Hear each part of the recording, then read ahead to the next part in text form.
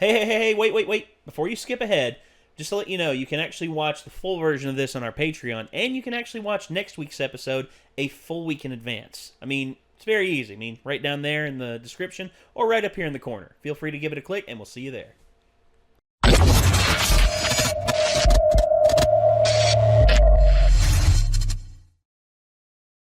All right, so we've seen a fair amount of earthbending and all that. I mean, we've been exposed to a fair amount of stuff. We were exposed to a kingdom that was still under full reign of the earth, of you could do whatever you pleased. Now we're going to reach a little bit deeper and darker and show, how things are under a more Fire Nation control. So the thing is, I'm not gonna compare it to Nazi Germany because that's often too frequent of a comparison with imprisonment and internments and all that. The thing is with most invasions comes subjugation, and subjugation often goes multiple ways. There are those who put their head down and give in to the subjugation and just want to cling to life and don't want to fight. And then there are the ones who resist, the ones who actually seek to do more. They seek to have things, to overthrow, guerrilla tactics, stuff like that. I mean, when France was occupied by the Nazis... Okay, I will use the Nazis as a rep, because what the hell? I mean, when the Nazis occupied France, the resistance in France was large. Now, albeit the southern part of France, sort of became a puppet state, but what are you going to do? Yeah. But there were still pockets of resistance in the French that actually helped get messages out to the Allied, get messages to the British, Americans, and all the other allies out there, and were trying their hardest to try and help overthrow the Nazis however they could. And whenever you get caught, you get pretty much thrown into prison. And the thing about wartime prisons is that a lot of them are makeshift, and a lot of them are not really up to code. Because when you think about prisons here in the United States, everyone's just like, like Red Onion or Folsom Prison and this and that. Some of these places are actually like child's play compared to some of the prison camps, especially like, for instance, Japanese. It was also, the 1940s. Well, also you got to think as well, the Japanese, the Bataan Death March. Yes. I mean, that stuff is just, when you read about that, that's just unbelievable how cruel certain, in wartime how certain factions can be.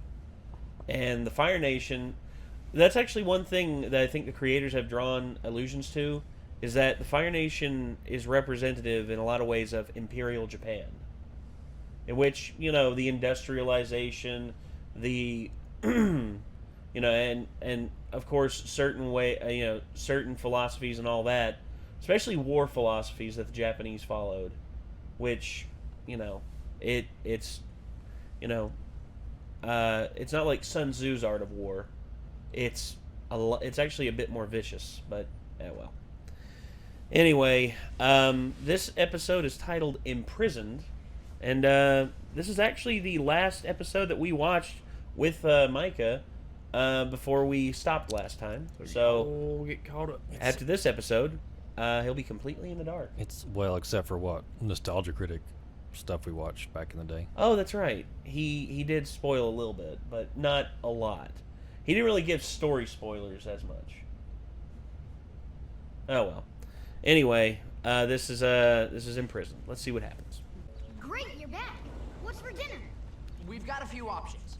First, round nuts, and some kind of oval-shaped nuts, and some rock-shaped nuts that might just be rocks.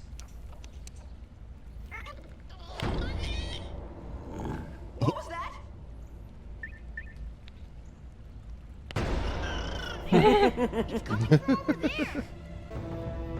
An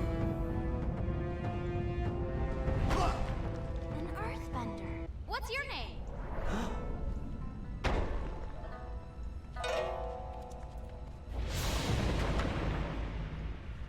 Landslide. Nice to meet you, Landslide. I bet that village has a market, which means no nuts for dinner. Hey, I worked hard to get those nuts. Yeah, I hate him too. Meat. Hey, Meat. Hi, Mom. Where have you been, Haru? why did you run away before? You must have me confused with some other kid. No, she doesn't. We saw you earthbending. They saw you doing what? Open up! Fire Nation, act natural!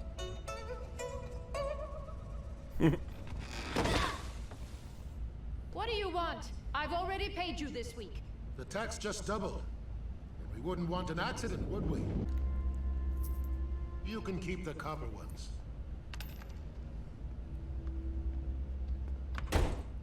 Nice guy. How long has the Fire Nation been here? 5 years. Haru's an earthbender. He can help. Earthbending is forbidden. It's caused nothing but misery for this village. What can the Fire Nation do to you that they haven't done already? They could take Haru away. Like they took his father. Thanks. I'll make sure Appa doesn't eat all your hay.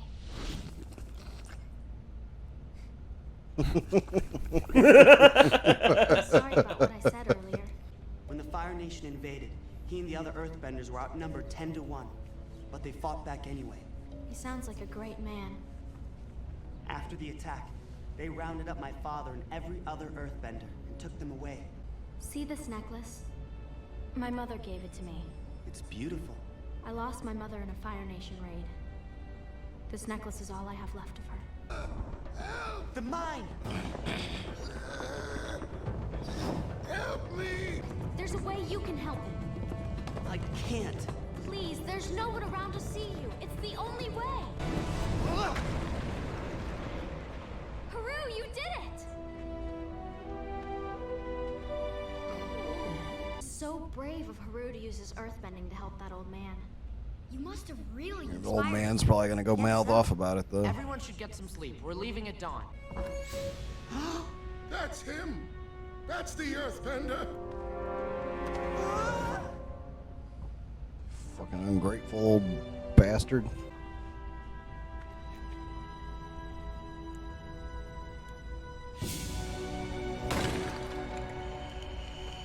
They took him. They took Haru away. The Fire Nation is going to take me right to Haru. And why would they do that?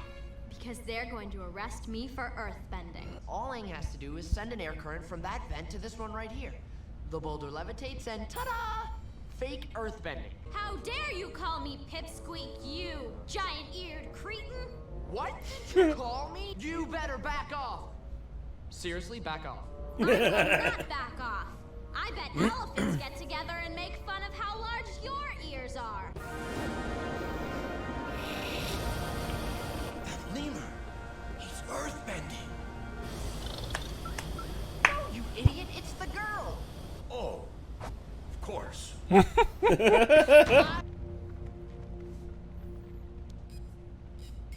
Momo, you have some big ears. Oh, it does have big ears. That's not inconspicuous at all.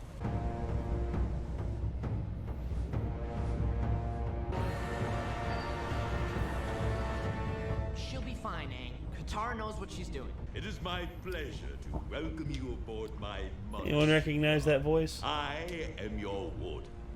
I prefer to think of you not as prisoners, but as honored guests. Oh my. Oh, George Takei.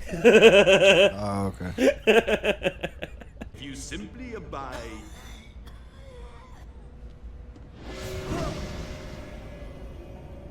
What kind of guest dishonors his host by interrupting? This rig is made entirely of metal. You are miles away from any rock or earth. Katara? Haru! What are you doing here? It's my fault you were captured. I came to rescue you. So, you got yourself arrested? It was the only way to find you. This is my father, Tyra. Dad, this is Katara. It's an honor to meet you. Have some dinner, Katara. He sounds like Kratos. Make sure the elderly are taken care of. Yes, he does. Yes, it sounds like Christopher Judge. Or Kevin Michael Richardson. You know, That's why I said plan to get Kratos, because I everyone couldn't off quite the pick rig? up Christopher What Judge is it, mutiny, exactly. Sabotage?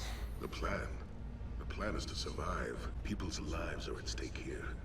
The Warden is a ruthless man, and he won't stand It's for Kevin any Michael rebellion. Richardson. Sorry, Figured. but we're powerless. Who was it? Kevin Michael We'll see about Richardson. that. Some of you may think that the Fire Nation has made you powerless. Yes, they have taken away your ability to bend. But they can't take away your courage. And it is your courage they should truly fear. Let us fight for our freedom!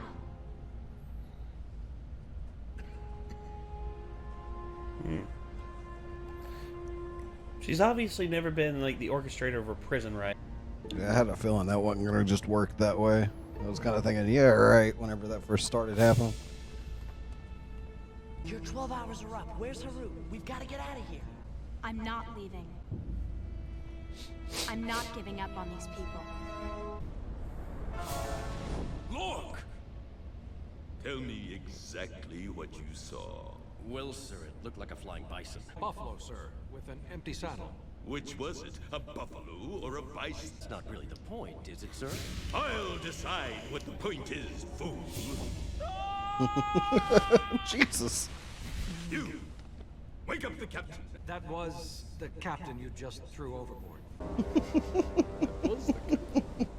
That'd be like him burning someone as a as an example. He's like, someone summoned the medic. That was the medic. Yeah, pretty much. I bet they're burning coal. In other words, Earth. Welcome to Earth. Kane closed off all the vents except one. When he does his airbending, the coal only has one place to go. Right back here. There's the intruder!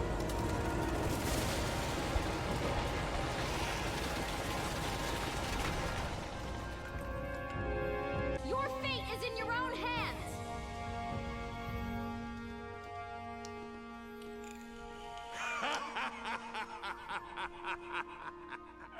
Foolish girl. Their spirits were broken a long time ago. Oh, but you still believe in them. How sweet.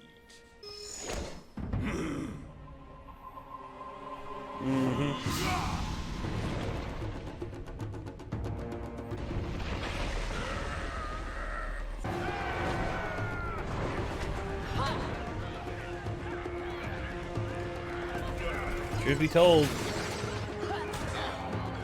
prison versus prison guards.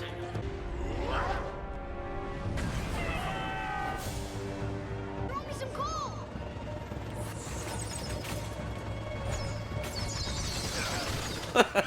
Nice. No, please. I can't swim. Don't worry. I hear cowards float. Thank you for saving me. For saving us. All it took was a little coal. It wasn't the coal, Katara. It was you. Thank you for helping me find my courage, Katara of the Water Tribe. The Fire Nation will regret the day they set foot on our land! Come with us. I can't. Your mission is to take back your home. Ours is to get Aang to the North Pole. My mother's necklace! It's gone!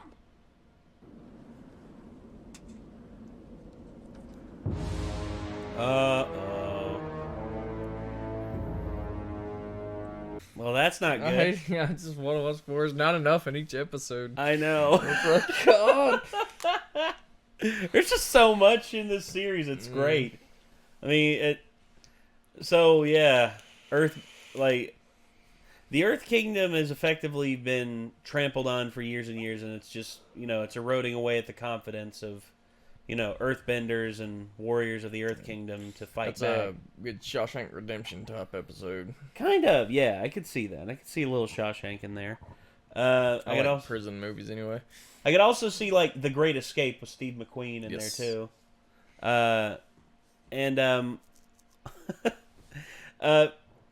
I'm just my whole thing with okay, they talked about this in the Nostalgia Critic talked about this with when he reviewed M. Night Shyamalan's The Last Airbender. Yes.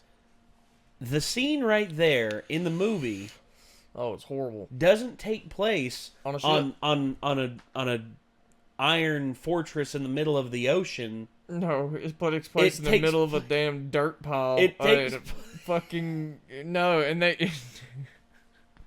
I remember making fun of this scene because they do all this cool stuff and this little rock pops up. The whole movie was just yeah. Six Earthbenders did like this choreographed dance routine, and they just had their hand like this, and one lone rock just comes floating in, and I'm just like, are you serious? 6 to move one rock like that? Look what one Earthbender did. Look what 3 of them did. 3 of them made like a little miniature island that carried the fire soldiers out over the water and then just let it go. And the one dude was outside fucking hucking boulders around. Yeah, so. Exactly. That's one. There's one kid too. Yeah, and versus 6 in the movie floating a little rock. You know the.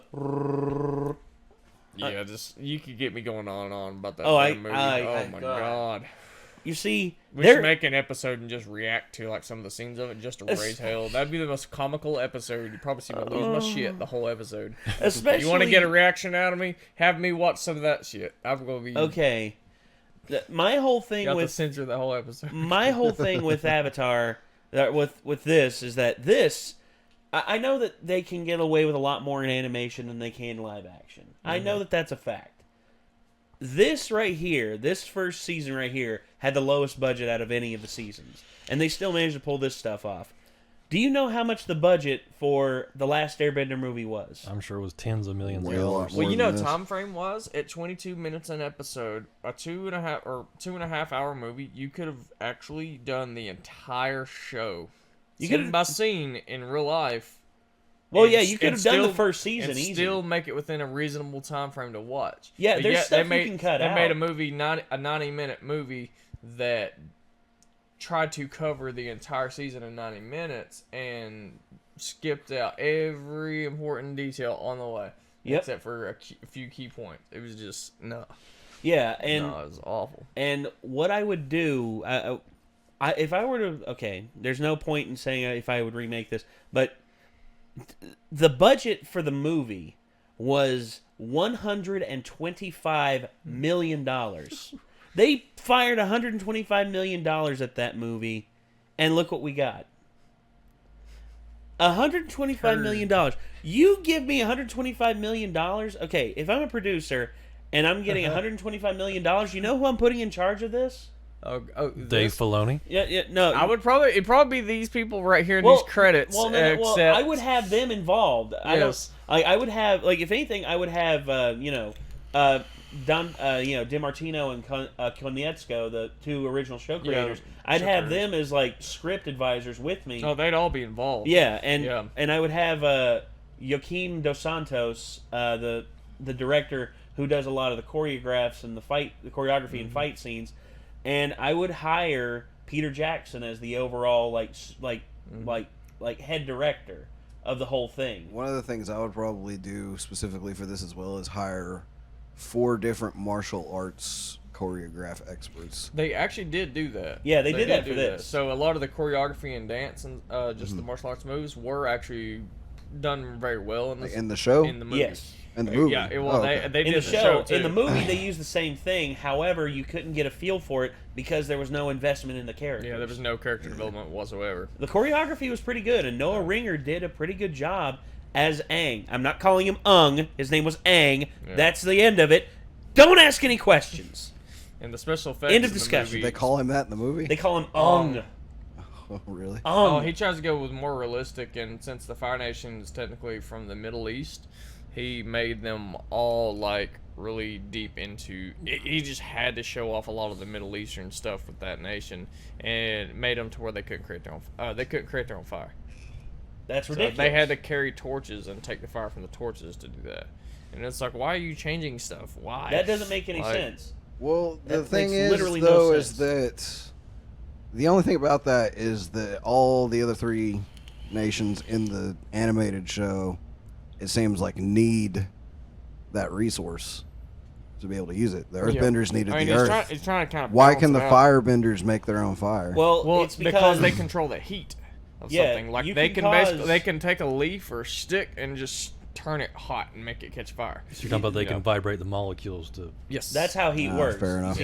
He's vibration. Thank you for bringing that up, Mike. You see, that's how that effectively works. Well, in the show, there's a certain scene, I'm not going to say which one, but they heat the shackles and basically can soften them to break them. I'm guessing at a point, like, if melt they were to shit. get to be, like, powerful enough, like, all the benders could actually do stuff at any given moment because the body is actually made up of all... and it depends on the skill level of the bender, too, though. Certain firebenders kind of suck, can barely make a spark. Like, say an earthbender learned to implement, like, you learn to manipulate the iron in someone's blood, you could, like, fuck somebody up. Right now, you're seeing the amateur... right now, you're seeing amateur hour. The only one who is a verified master right now is Aang. And he's not a very violent person, and he doesn't seek to do much offense. Yeah, he's actually not even he hasn't even mastered anything. No, other than airbending. Well, airbending he has mastered. He mastered it before. Yeah. Whereas but the his other opposite, he'll struggle with. The only waterbender, like good waterbender we've seen is Katara, and even her. I mean, all she can do is bring stuff from a water spigot into a jar. Yeah. And then of course here we finally see some pretty decent class earthbenders. You see, in the show, there are masters. There are masters who are god tier when it comes to their technique. And when Iroh, he's a master too. Oh, Iroh is a master, but we haven't seen him really turn loose. Come from him yet? No. And we also saw the one who dueled Zuko. I forget his name. Oh, Zhao. General Zhao. He's a master as well. However, he's a master by rank. He's a master by rank, not by technique. And you see, that's the one thing about this show. The more and deeper we get into the show, the better everyone gets. The better Aang gets. The better Katara gets. The better everyone gets. The choreography and the fights get a lot better too. I mean, just season 2 is where they really dumped a lot of money. I like the creative ways that they use bending through society and seeing it on that point, and I also like the creative ways that they use it for combat too. Well, we saw in the last episode, in Omashu, they were using the cart system, with earthbending and everything, and how they use that technology, and also Aang using sort of like a cyclone thing for them to feed coal to him so he could fight back. Yeah, because I thought that made sense. I was like, if you could airbend well enough, couldn't you technically bend whatever you wanted to in that case? If anything's small and loose enough, yes. However, there is a limit to what air can lift. Yeah. I mean, tornadoes, even F5 tornadoes, they can tear up houses and this and that, but most of them cannot can't really lift a concrete bunker out of the ground. And in order to do a massive hurricane-style tornado, that would be like all of his energy, and he's just not that powerful yet to do that. And he's just a kid too. Yeah. And with age comes, you naturally get stronger as you get older. Yeah, but it makes sense he could at least like flick a pebble like really fast, like a bullet or something. Well, it's just like the marble. Mike was talking about with the marble being able to spin it really fast. Shoot his little cyclone gun thing. I mean, remember he shot the little pebbles at him. The coal. I mean, So we know it works. And it kind of gives you somewhat ability to fly, which is kind of cool, but you have to kind of use stuff like your staff or umbrellas or anything like that. So could a firebender like Iron Man this thing? Potentially. Actually, yes, if you're a master at it. Well, once again, practice. I don't want to spoil anything. I don't want to spoil anything either. Yeah, I'm tiptoeing around my. Yeah, me too. I'm trying my damnedest to tiptoe. So anyway, ladies and gentlemen, that's gonna do it for this. This was Imprisoned. This was a good episode. Showed us what a lot of Earthbenders together can do, and also, hey, we got a little bit of some spark of inspiration from Katara there. Showing off that she's such a great character. She's such a sweetheart. She's got that motherly vibe, but she's just so sweet and innocent. But yet she's a powerful character, especially her character development through the second and third season is pretty strong. Yeah. All right. Well, ladies and gentlemen, that's going to do it. So thank you all again. If you want to see the full version of this, links are in the description down below to our Patreon. And if you want to see more from us, hit that subscribe button, ring that bell, like the video, leave a comment down below if there's anything you want to say. And until next time, signing off, I'm Nate. Micah. I'm Jacob. I'm Nick. And we will see you all in the next one. Peace out.